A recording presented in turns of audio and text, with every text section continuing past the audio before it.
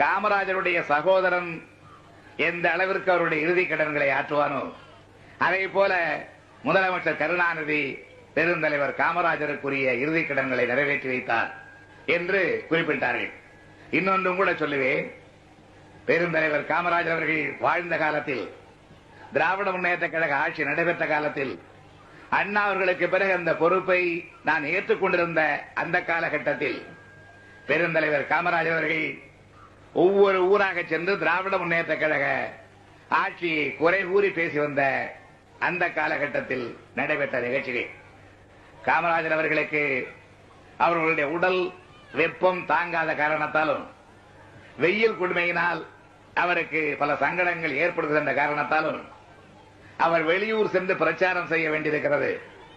ஆனால் செல்லுகிற இடங்களில் அவர் தங்குகிற இடங்கள் குளிர்சாதன வசதிகள் உள்ளவைகளாக இல்லை. எனவே அதற்கு ஏற்பாடு செய்ய வேண்டும் என்று ராஜாராம் நாயுடு அவர்கள் என்னிடத்தில் எடுத்து சொன்னார். காமராஜர் அவர்கள் செல்வது கழகத்தை தாக்கி பேச.